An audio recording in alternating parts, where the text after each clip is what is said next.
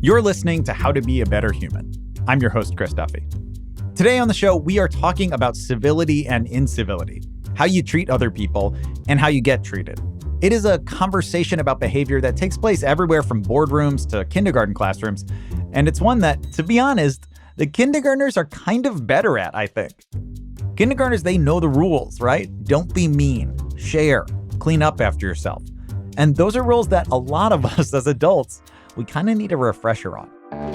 So on today's episode, I am grabbing my snacks, I am waking up from my nap, and I am having a conversation with Christine Porath, a professor who writes about incivility at work. Here's a clip from Christine's TEDx talk. Who do you want to be? It's a simple question, and whether you know it or not, you're answering it every day through your actions. This one question will define your professional success more than any other, because how you show up and treat people means everything. Either you lift people up by respecting them, making them feel valued, appreciated, and heard, or you hold people down by making them feel small, insulted, disregarded, or excluded. And who you choose to be means everything. I study the effects of incivility on people. What is incivility? It's disrespect or rudeness. It includes a lot of different behaviors, from mocking or belittling someone, to teasing people in ways that sting, to telling offensive jokes, to texting in meetings. Incivility is a bug. It's contagious, and we become carriers of it just by being around it. And this isn't confined to the workplace. We can catch this virus anywhere, at home, online, in schools, and in our communities. It affects our emotions, our motivation, our performance, and how we treat others. It even affects our attention and can take some of our brain power. And this happens not only if we experience incivility or we witness it. It can happen even if we just see or read rude words. So where do you start? How can you lift people up and make people feel respected? Well, the nice thing is it doesn't require a huge shift. Small things can make a big difference. Civility lifts people. We'll get people to give more and function at their best if we're civil. Incivility chips away at people and their performance. It robs people of their potential, even if they're just working around it. What I know from my research is that when we have more civil environments, we're more productive, creative, helpful, happy, and healthy. We're going to be back with more from Christine in just a minute, but first, a quick ad.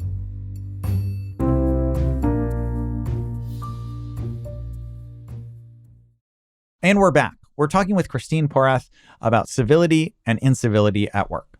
Hi, I'm Christine Porath. I'm the author of Mastering Civility and a new book called Mastering Community, How We Move from Surviving to Thriving Together.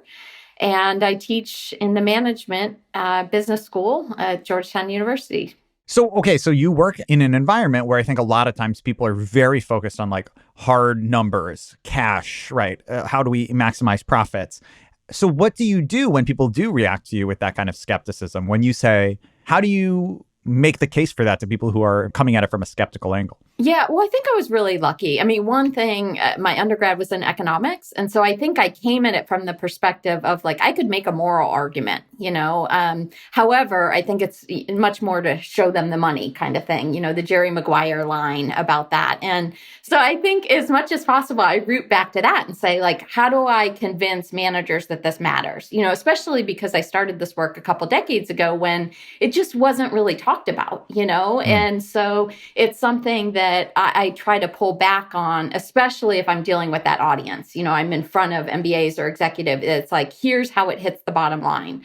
And so one of the nice things, a mentor of mine, Christine Pearson, who I did like a lot of the original research with, and again, this was business school alumni, so it was across industries, but we had over 12% of people say, based on this one incident where they felt treated rudely or disrespectfully or just insensitively. So most of the time they didn't report report this, but 12% of them left their job because of this. Hmm. And so, the kind of the kicker for all of this is you're going to lose great people. And we know from subsequent research, it's like the talented are 13 times more likely to leave.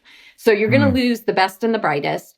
And turnover is so incredibly costly to replace. And so I think it becomes easier for a manager to get it if they say, okay, I'm not getting performance, I'm not getting creativity. People are 3 times less likely to be helpful, even if they just witness this. And turnover, the best and the brightest are going to leave. Okay, well, maybe I should start paying attention to this. Maybe we should have some norms around this. Yeah, it's fascinating because it's a question that I think for many of the people who don't need to learn the lesson, right? It's like, of course we should be respectful. And for the people who do, it's hard to imagine how you convince them. And I think one thing that I find really compelling about you is that you've not just taken that challenge seriously, but you've actually found ways to look at it in a new way and figure out how to convince people that they actually should treat people better. So just a question of terms before we get into that, though. The opposite of a rude workplace or a rude situation, you would say, is a civil situation? Yeah. So really, I think the best word for that is respect, and so for me, that just means in my world, it's more than neutral. So like you can think of it on a continuum. And part of the really messy part about this is it's all in the eyes of the beholder. So admittedly, this is all subjective. So like it varies based on, did they work in a place that was like really toxic or was super civil, super respectful? And so that, I think, all colors what throws you off or what, how you treat others. And so admittedly, what I study is super subjective, but the bottom line is it does matter. So, that's my comeback. Yeah. So what should people do if they're listening to this and they're working in a situation where they're working with a really uncivil boss, someone who is rude and disrespectful? Yeah, well, I think, one thing is to recognize the toll that it might be taking on them, because I think that that's important, that we take care of ourselves in the meantime. Ideally, you're getting the word to someone that can help change the situation. So much of that is because, as you mentioned, it comes from the top down. Like it's often someone with more power or more status, or they can get away with it. And so I think people are afraid and they feel a sense of hopelessness about speaking up, but that becomes part of the pattern. And so there are ways to get at that, but ideally you're telling someone, a mentor, an HR person, an ombudsman, someone that can help you navigate the situation so that there is some feedback or some recourse because I think one of the, my greatest learnings has actually been that I don't think I started out thinking this is really a bunch of jerks at work and we need to correct their behavior and that kind of thing. And where I've landed is it's not necessarily that we're trying to have, be mean to people or be a jerk at work or any of that. It's more a lack of self-awareness. So when people find out, the effect that they're having on someone, they have no idea. They're dumbfounded by this. And so, I really think so much of this comes down to getting, feedback about, and kind of honing our self-awareness so that we can tweak certain behaviors. Because a lot of these things are not huge shifts. Yes, there are extremes, and in movies and in different scenes, we can all picture someone screaming in someone's face. But so much of this is just feeling like their voice doesn't matter, or they've been belittled, or, they don't feel valued. They don't feel appreciated. They're not getting credit. They're little things, nonverbals, the tone of someone's voice, rubbing people the wrong way. So feedback is so incredibly helpful. So, listening to your talk and reading your work, one of the things, I think we always go back to our own personal experience, right? So like for me, I have had one like extremely obvious, very memorable rude boss who slammed doors and would literally in the middle of people talking would go, shh, shh, you're being shh. And that was like out of a movie bad. But I think one of the things that I was struck by is that a lot of times, both at work and in life, there are these other things that are more of a gray area, right? Like you're talking to someone and they're looking at their phone. Or instead of, engaging with you, like if I say something that I think is funny, instead of laughing, they go, huh? And I'm like, oh, that makes me feel bad. That makes me feel really bad. But what can you do about those things? Like, because It's scary to me to think about how I would give feedback to a person because it almost feels like I'm making a mountain out of a molehill. And I know that it actually is important, but how can you give someone feedback to say like, hey, by the way, when you look at your phone while we're talking, that makes me feel like I'm not being listened to. How do you create the space for that? Yeah, well, usually, at least in the work context or in a team context, it's trading information about this. So you can set it up as kind of like, I'll ask teams to do this, but share like 3 things that are strengths or things that are helping you and or your team or your organization. What are 2 or 3 things that you could work on to improve the effect? And so it helps, right? Get the conversation started. A lot of times someone will start out and say, hey, I've gotten this negative feedback before on X. Don't know if it's having this effect. And it kind of opens up the floodgates. And so these teams have these long conversations where you're getting feedback from people from different cultures that may see you differently, that may illuminate things that you just never recognized before. And so I think a team setting could be a safe spot where one person, especially if it's a leader or someone that's just comfortable stepping up, is vulnerable, and says, okay, or, hand up, me first, how can I help? And so that's helpful. I think one-on-one, whether it's coffee or lunch, again, kind of trading feedback or just saying like, these are a couple things that I think are so incredibly helpful that you do. Would you like some feedback on a couple things that I think could serve you or our team better, and so again, you're kind of asking permission. That's, one way to kind of, at least the person hopefully is less defensive about it. I think really when I'm giving talks on this, the person and the source that I point to is Kim Scott's book and talk on radical candor. So for me, when I coach people on this, she talks about it's caring personally and challenging directly. And so I really see like respect is you're planting the seeds for, okay, people won't be nearly as defensive because what you have to say is you're coming at it with, you have good intentions. You want them to be better. You expect them to be better.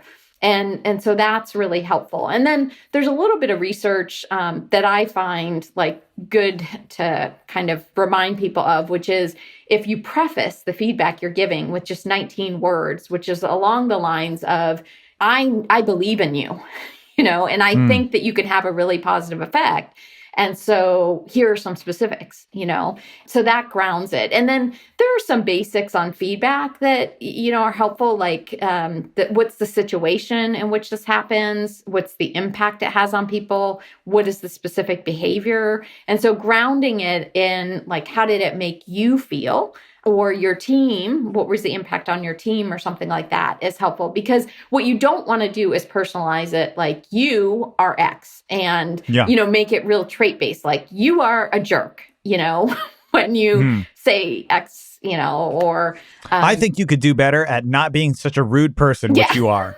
Yeah, exactly. And so I think grounding it in specifics makes people, again, less defensive. But I really think if we're being respectful to each other, and again, going back to these basics that we kidded around about kindergarten type behavior, people believe like, okay, they see me as a human, they value me. And therefore, my defenses are, I'm not defensive. When you give me the feedback, I think, oh, they have my best interests at heart. They're trying to coach me up. And in the best context, I see teammates doing this for each other.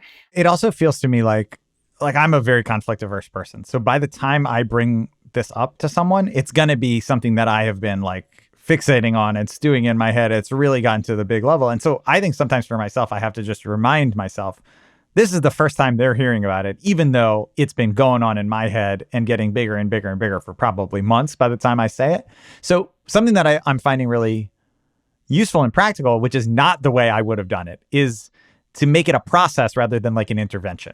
Yeah. So instead of being like, can we talk about a big problem that I'm having? It's instead like, hey, it would be good if, on a regular basis, we checked in on what's working and what's not. And I can kind of say, this is one of the things that's not working and we could do better on. Yeah, that's awesome. And, I think, again, working with organizations or teams on this, if you can create a culture where that becomes the norm, right? So like we're high-fiving each other on a regular basis for good things, or we're calling each other out in a fun way. I mean, we may have hand signals for this. I worked at a university where we had yellow card, red card, kind of like hand signals in the moment. And I just think, you want it to come naturally, as you said. And so as much as you can make this, I think, informal and make it like we're coaching each other in the moment, just like, and again, maybe this gets back to like my athlete roots, but the expectations are we're trying to help each other on the field and off the field, and it's constant. And like you said, it's a process. And so we're just trying to improve ourselves and improve each other along the way. Yeah, it's funny. I wish I could remember where I heard this from. So this is not my brilliant thing, but I once heard someone say that, we each have a blind spot in our lives that's the exact size and shape of ourselves. And it really feels like that is true. No, one of the things that someone said to me, which at first I was like, what are you saying? She said, I feel sorry as people move up in organizations. And I said, what do you mean? I'm thinking like, that's crazy. And she said, because they get less and less realistic feedback, there's more and more of a barrier to people really speaking up or really sharing, you're a jerk when you do X, or you're hurting us, or, people when you're texting, as we're talking to you. And those are some of the basics that I heard early on and hear the most is, your example about people not paying attention while you're talking. Because I think, our phones, we're so used to being tethered to technology that it becomes really challenged to put the phone away. And, there's really interesting research that shows like if the phone is just there between us, we're two strangers, it's distracting to both of us. And you're less likely to like me and trust me because it's like, I have it there. It's also a revealing egocentric example for me of like, the worst thing they could do is not make me the center of attention. That's a me thing for sure. As I host this podcast. Okay, we're going to unpack that a little bit more in just a second. But first, we have to take a quick break.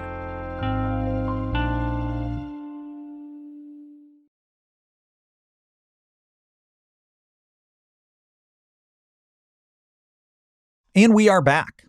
We've been talking about civility and incivility in the workplace. And Christine, what if someone who's listening to this podcast has kind of had this realization that actually they have been the one who didn't treat people the way that they should have in the workplace? Maybe they're realizing that they've been rude or just less than civil. What should you do if you're that person? I think I would start by asking your most trusted friend or colleague out for coffee and ask them, what do you really think? Because I'm a little worried that I might not be having the effect that I'd like on my team. I really want to become a leader, or I really want to positively contribute my best. And I'm worried that I'm not. So what are some specifics that you think I could be doing better? But then I would expand that, and kind of go to other sources. The other thing is people tend to kiss up and kick down. So if anything, err on the side of getting feedback from, people that may have less power or status than you. And then the other thing is I would encourage people to get feedback from friends and family, because what is very typical is that the same patterns show up. Maybe not as extreme, but that can be revealing too. Especially given how many people are feeling today, with so much negativity out there and a real sense of isolation and loneliness, which started like pre-pandemic. It leads us to retreat even more. So like the opposite of what we could and should be doing, like when we're lonely, we tend to like back up, or if we feel awkward about something, we withdraw versus kind of reaching out. And I think, that just sends us, and in this case, a relationship in a negative spiral where we don't necessarily recover. And so I think, if you can really try to reach out and be the person that steps up, that's helpful, but it's really hard because I'm like you. I would say I'm more avoidant on a lot of these conversations. And, with age, I think, and just knowing more and more how helpful it can be, I've gotten better. But I think the other thing, when I'm coaching people on this is like, how do you receive feedback? Because I think that's an disgust part of it, right? And we don't know how to respond. It's awkward, like, what do you do with that? And so, that's something else to consider. Well, it's interesting as listening to you talk, it actually makes me think that maybe even the wording of positive and negative feedback is maybe not even accurate, right? It's like it's either like actionable or not actionable feedback, right? Like if you're doing something great, you want to know to keep doing it. And if you're doing something that's not great, you want to know to change it. So it's not even negative feedback, right? Like negative feedback is fake feedback. Yeah. Negative feedback is everything's good when actually everyone hates you and all of your star employees are about to quit and all your colleagues will never work with you again. That's negative feedback. But I had never thought of it that way before talking to you. Yeah, I love that. And there's another, kind of activity that people say or way to frame it, which is like, what do I need to stop and what do I need to start? And so, again, I think oftentimes with leaders, it's like you actually are going to get more return by what you need to stop doing.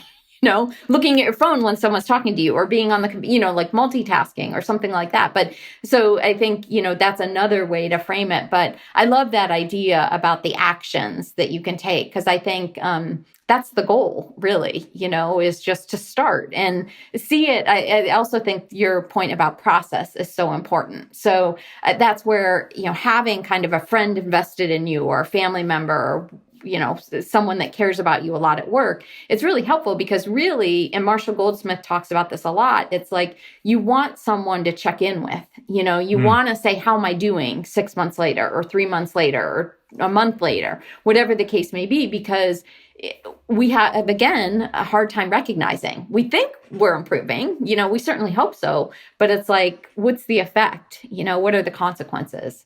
So you wrote a book, Mastering Civility, and your next book is Mastering Community. What are some of the most significant takeaways from your research on civility that can be applied to the world outside of the workplace? Well, I think civility pays is a huge one. People are twice as likely to see you as a leader. They're much more likely to seek and share information. You tend to perform a lot better.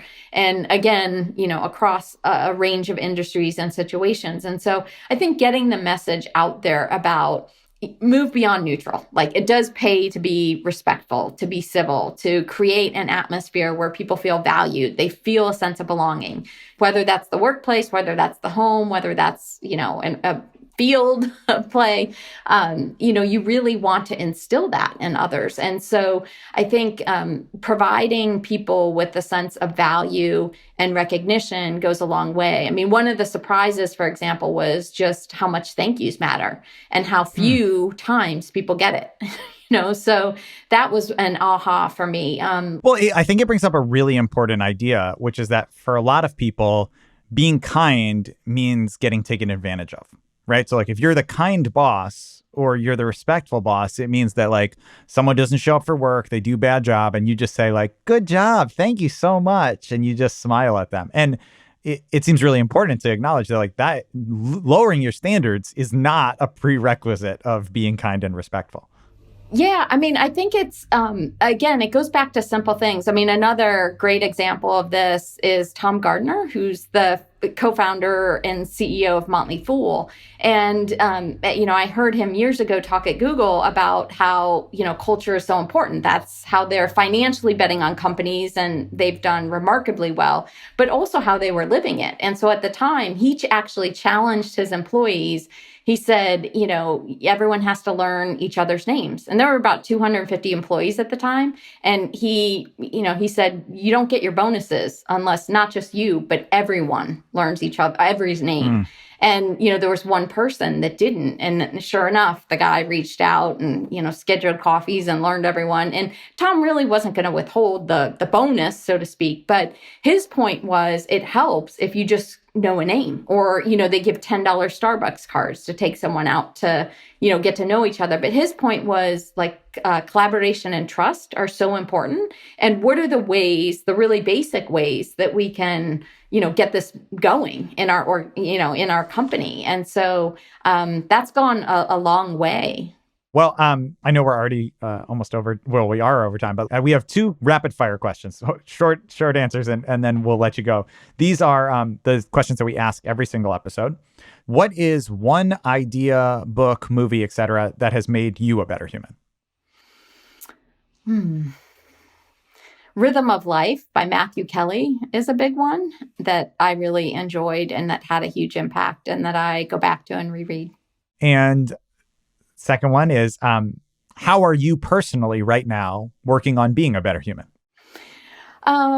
Couple things. I would say, in the morning I do a 5 things I'm going to give and 5 things I'm going to get. So it's a wake up and pray kind of meditation, which I think is helpful and really gets me to focus on the 5 things that really kind of set me off on the day.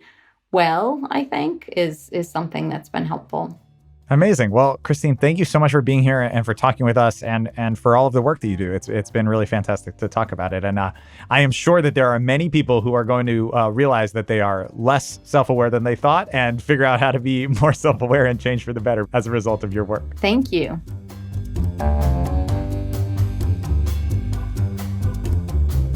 That is it for today's episode. I'm your host, Chris Duffy, and this has been How to Be a Better Human. Thank you so much to our guest, Christine Porath. On the TED side, this show is brought to you by the very respectful Abhimanyu Das, the extremely civil Daniela Balarezo, the self-aware Frederica Elizabeth Yosifov, the affirming Ann Powers, and the illuminating Kara Newman. From PRX Productions, How to Be a Better Human is brought to you by Jocelyn Gonzalez, who knows everyone's name, Pedro Rafael Rosado, who gives constructive feedback, and Sandra Lopez Monsalve, who's always working on personal growth. Thank you for listening, and please treat people well. Also, leave us a positive rating and review. Have a great week.